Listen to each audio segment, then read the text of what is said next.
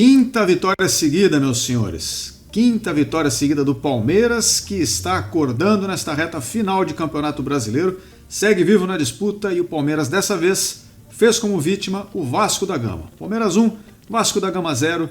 É sobre isso que nós vamos falar no vídeo de hoje. Então eu já deixo aquele convite para você que está chegando aqui pela primeira vez. Quer receber mais conteúdo? É só se inscrever no canal. Deixe seu like se você gostar do vídeo, que você me ajuda bastante. E vamos falar de Palmeiras, porque o Verdão venceu de novo e venceu um jogo importante. O Palmeiras hoje poderia ter ficado para trás, porque os seus adversários na disputa do título, Fortaleza e Botafogo, jogaram antes e venceram seus jogos, então colocou uma pressão a mais no Palmeiras. Eu falei para vocês no vídeo recente que esse era o momento do Palmeiras mostrar serviço, porque os outros times ainda estão envolvidos em outras competições e poderiam deixar pontos pelo caminho, tropeçar e o Verdão se aproveitar para encostar. Os outros times seguem vencendo, mas o Palmeiras tem feito a parte dele e dá para dizer que o resultado de hoje foi muito importante. Antes do jogo, eu esperava um jogo difícil. O Vasco da Gama não é uma equipe, nesse momento, fácil de ser enfrentada. E ainda mais com essa pressão dos adversários, se tornou uma obrigação a vitória do Palmeiras. Bom, os dois times fizeram um jogo franco. Começou um jogo até aberto, bem movimentado, com o Palmeiras pressionando em cima, tendo um pouquinho mais de ações do jogo, mas o Vasco também vivo. E muita coisa aconteceu nos erros, nas defesas, né? A defesa do Palmeiras errou em dado momento, mas a do Vasco errou mais. Errou umas 2, 3 saídas de jogo que proporcionaram boas chances ao Verdão. Numa delas, o Flaco Lopes estava esperto, saiu na cara do gol e abriu o placar com a perna direita, que não é a perna boa, mas serviu naquele momento para deixar o Verdão na frente. Mas eu gostei do primeiro tempo, assim, no sentido de ter sido um jogo movimentado, com as duas equipes dispostas a jogar. Isso foi interessante. Verdão ligeiramente melhor. Para o segundo tempo, o jogo muda um pouco de cara, porque fica mais condicionado ao placar, né?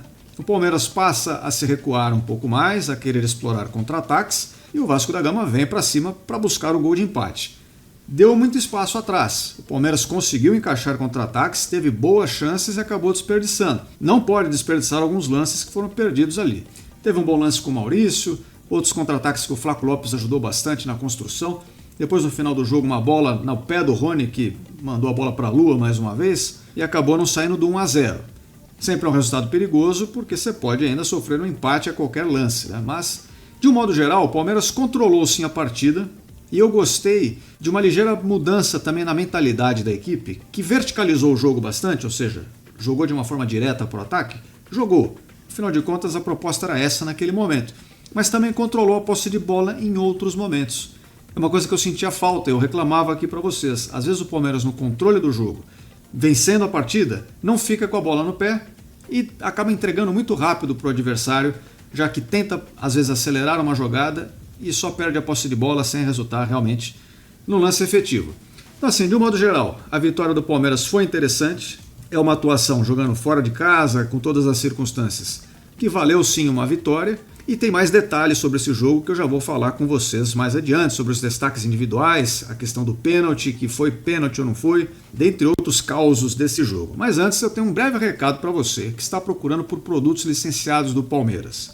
Você já sabe que eu faço uma seleção deles para vocês e deixo os links aqui na descrição. Então, se você está procurando camisa oficial, boné, caneca, copo térmico, kit para presente, enfim, só dá uma olhada nos links aqui da descrição.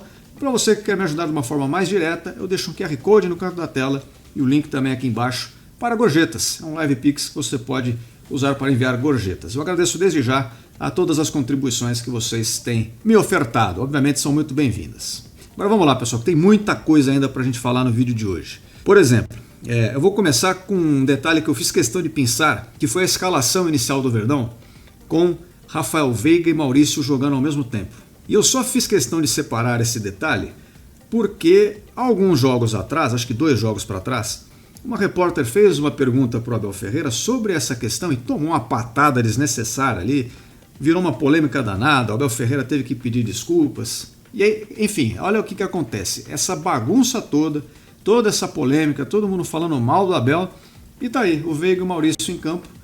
Entraram para jogar, o Veiga mais pela direita, mas também ajudando na saída de jogo, em alguns momentos vindo buscar a bola, e o Maurício mais na dele ali, que ele tem feito nos últimos jogos. Um cara com bastante mobilidade, se apresenta para o jogo, e enfim, os dois podem jogar juntos, ficou claro isso mais uma vez. Aliás, foi uma solução interessante essa do Rafael Veiga pela direita. Eu gostei da ideia.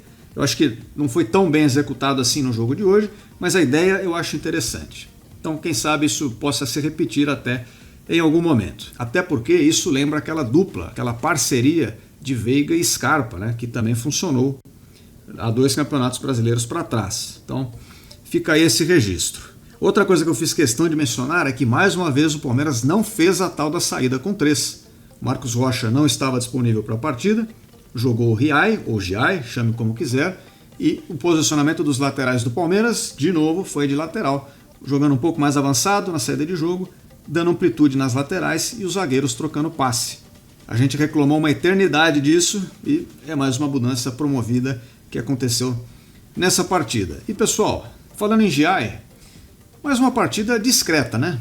Não que ele tenha jogado mal, eu não acho que ele tenha jogado mal não, mas ele ainda não se soltou muito, parece que ele tem um pouco de estranheza à posição de lateral. Para quem não sabe, ele é um jogador que é um segundo volante que também atua como lateral.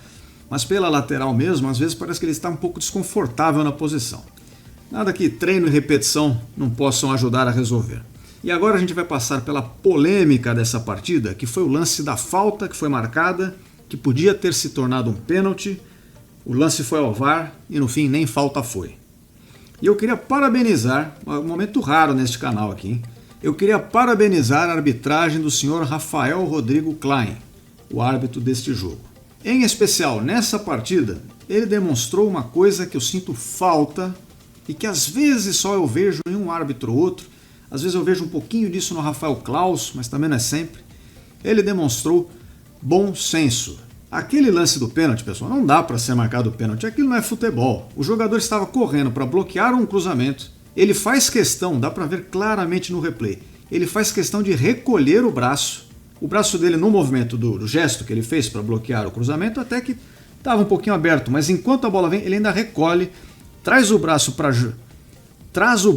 junto do corpo e a bola bate na mão dele. Claramente um lance de bola na mão e não mão na bola, como a gente costumava dizer antigamente. Não dá para marcar um pênalti num lance assim completamente fortuito desses. E apesar dele ter marcado a falta dentro de campo, ao ir o lance para o VAR, ele acabou reformando a sua decisão.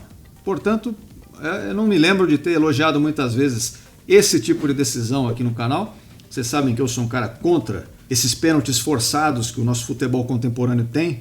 Hoje em dia tem um monte de pênalti que estragam até um pouco o jogo. Esse seria mais um deles e o árbitro para mim acertou na decisão. Então legal, vale também o registro. E agora, aquele momento em que eu faço o destaque da partida, levando em conta aí os jogadores do Palmeiras, e eu tenho alguns destaques sim.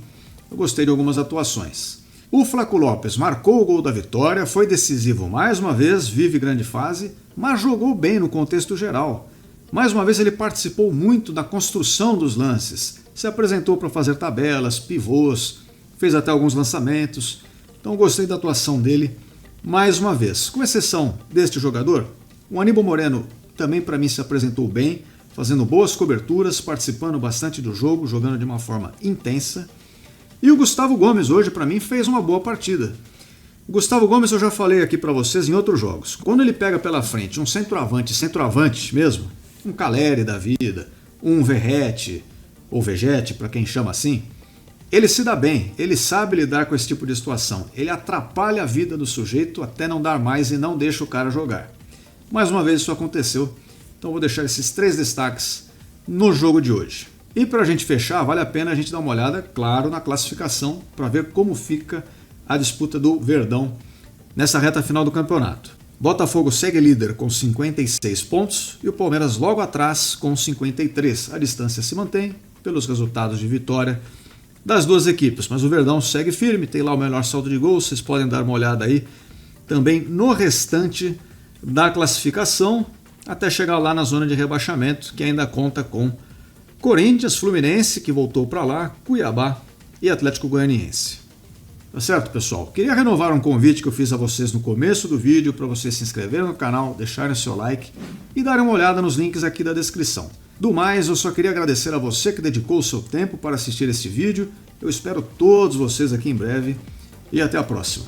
Fui!